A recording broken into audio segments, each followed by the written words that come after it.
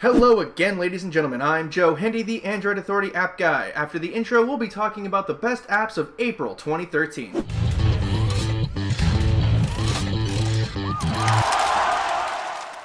First on our list is a game called Cut the Rope. This is a very good looking yet simple puzzle game that takes an old crusty puzzle game formula and helps freshen it up a little bit. It does a pretty good job too. At the time of this video, it's rocking a 4.9 rating in the Google Play Store. That should give you a clue as to how good it is. Here's how the game works. You have to feed two adorable little monsters candy in every round. To do so, you must slash ropes and chains, use special powers, and overcome obstacles to get the candy to each monster. Each level gets a little bit harder, and instead of assigning 3 stars based on score, the 3 stars are actually in the level and you must collect them. Both free and paid versions are available in the Google Play Store. If you've played the first 3 Dungeon Hunters from Gameloft, then you know what kind of game to expect from Dungeon Hunter 4. For those who don't know, Dungeon Hunter 4 is a hack and slash RPG where you explore places, kill bad guys, and learn new skills. Unlike the previous 3 games, the 4th reportedly has a decent storyline. Some Google Play reviewers have gone so far as to say that this is what the previous 3 versions should have been. Aside from having an improved storyline, the game has improved pretty much everything else too.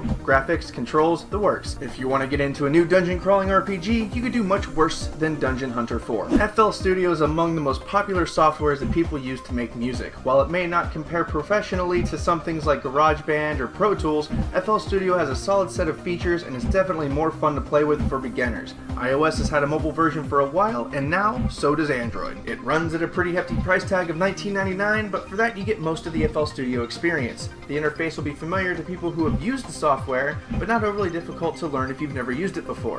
There are a few features missing from the other versions of FL Studio, and a few people have had problems installing it. But once the kinks get worked out, this is an awesome app for audio production for Android. This next app is another puzzle game, and it's called the Floor Escape. This is a simple game that'll have you clicking, dragging, tapping, and tilting your phone to solve puzzles as you try, floor by floor, to access the elevator to escape somewhere. It's a wildly simple but surprisingly addictive premise. Only a few of the puzzles repeat themselves, such as putting things in their proper spots, but the game seems to find a unique way of making you do it. It's fun, addictive, simple, and some of the puzzles are genuinely difficult to figure out. Not impossibly so, but we came across a couple of noodle scratchers. Next on our list is Iron Man 3 and, consequently, the second Gameloft game to make the list this month. This is actually a really nice game when it works properly. The graphics are really good for a mobile game, the controls are good, and the gameplay is fast-paced. The only issue we had with it were there were a couple of parts of the menu that lagged, even on the Nexus 4. Otherwise, everything went swimmingly. It's free to download and play in the Google Play Store, and unlike most free runner games, this one actually has a storyline.